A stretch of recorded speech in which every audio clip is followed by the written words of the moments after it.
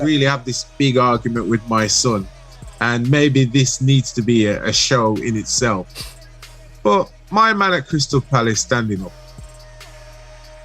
Have you been through it already? Not kneeling down. Oh, not kneeling down. Oh yeah. We touched about that. We touched about the kneeling down thing anyway. Still, yeah, because Zaha doesn't kneel down, does he? Yes. He doesn't refuse.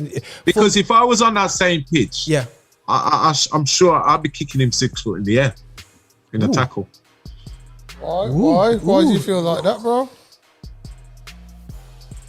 Well, it's quite simple. If you have your fellow teammates trying to support a cause for you, how are you going to do the opposite? Zaha came out and said why he doesn't do it. Because he feels like he feels nothing happening. It's a token gesture now. There's nothing really behind it. There's no substance behind it. So he's at the stage where, why am I doing this? But that's fine. That's fine to say it. But I get where you're coming from.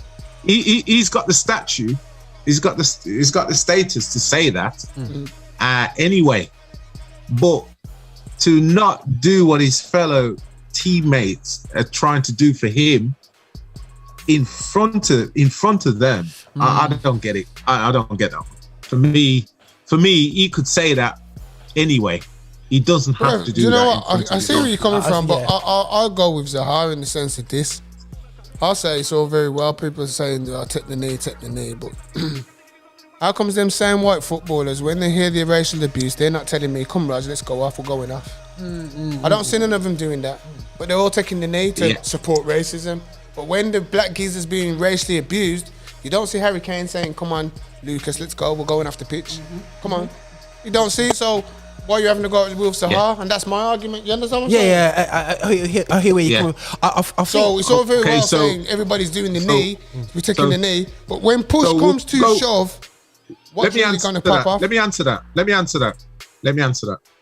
For me, when you play as a team, right? When I used to play a team, you do things together, right? If you have a discussion, you have a discussion pre-hand that if you hear such and such, you all come off. You all got to do it together. You can't have 2-3 players do it and not the other two stay on, right? So what I'm saying to you, if Zaha's going to do that, he needs to discuss that with these other black players in Crystal Palace. Because the other black players in Crystal Palace ain't kneeling down. Yeah, but ain't standing up. But like you said at the beginning, bro, in your statement, you didn't like to follow everybody. So if you believe, you said at the beginning you didn't want to support it because you didn't want to follow everybody who's following this, that, and the other. You wanted to be different. So the same way it applies now. Everybody's doing their damn, but you might not believe that. So you're thinking, well, I'm not following all the crowd. I don't believe. I believe what Will Zaha says. So I'm not going to do that. You get what I'm saying? So it's 6 of one, half dozen. I understand what you're saying, but for me, I mean, all right then. So answer the question then. What do you think he's achieved? What do I think Will Zaha's achieved? He's achieved this conversation, because the thing is, we will be. This is the thing. This is the thing for me now as well. He's achieved us people like ourselves having the conversations between ourselves and not accepting what the token gesture in one sense, because ultimately, let's be real, it's been over a year now. What has football?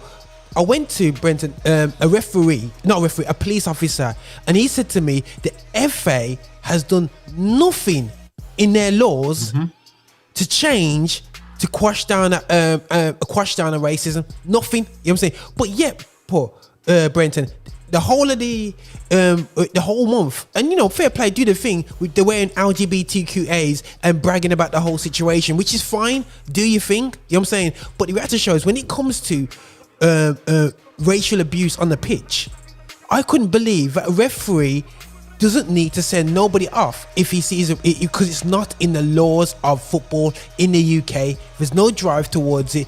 That should have happened straight away. Nothing's happened. Let's kick it out. Does nothing. Let's be real. They just go around doing little sandwich things. The black footballers, not all of them, are not coming together, because and what percentage? 40% of the footballers are black. If they all said to themselves, we're going to give 0.5% of our wages into a black infrastructures to really change things in the UK, how much money you reckon that's going to be a week? That's going to be a good few K. A lot of money. You know what I'm saying? Yeah. And I think but as I said before, Roger, though, if you're gonna, if you really want to, you said it yourself. For me, if Mr. Zaha wanted to really do something, then he should be saying to all the other black players, right? Because they can't play. There's a lot of black players playing at high level here. He should be going around instead of hanging around, standing up there on that pitch. Why ain't he going around saying to the black players, all right, let's walk off the pitch then? Why ain't he doing it? That's why I went on Saturday, and as soon as they all kneeled down, I stood around and everybody in that stadium clapped, right?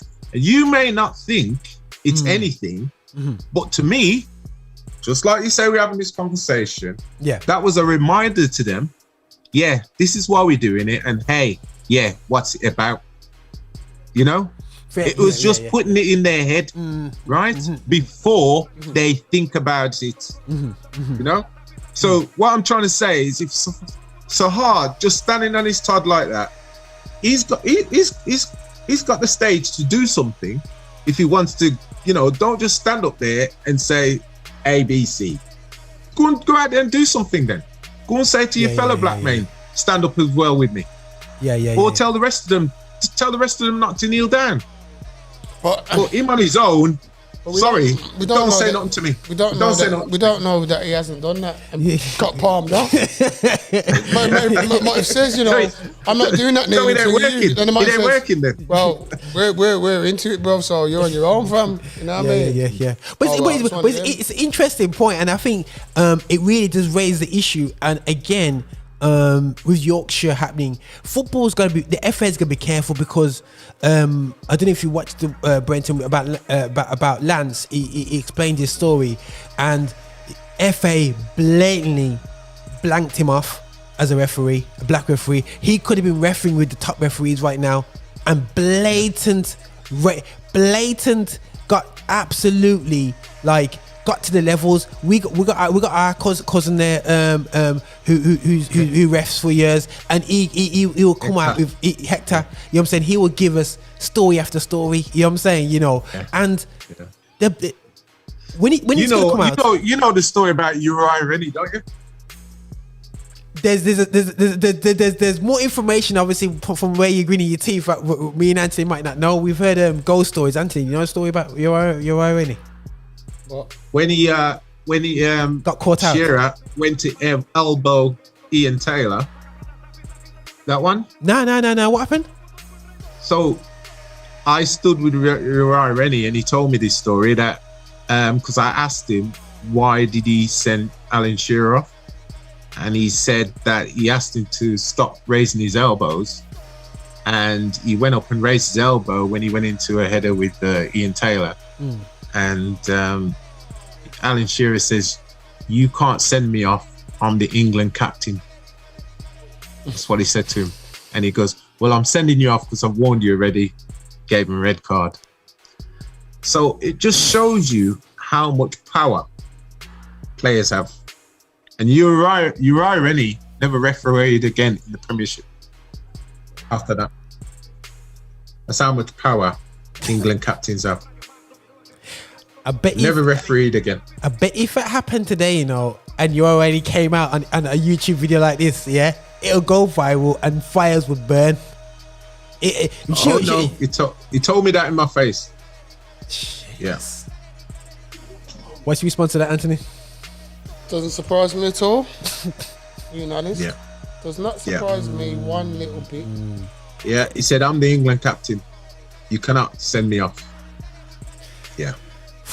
Right, guys. If you think that, and this is, and to be honest, if we don't know these stories, people, if you're thinking that we're just a bunch of older black guys just getting together and moaning, but what you have to realize is that if you don't know these stories, it'll continue happen and happen and happen again, and people won't be vigilant to watch these things. You know what I'm saying? Because at the end of the day, still, we've watched, you know, a young footballing children just miss out on opportunities because of their colour.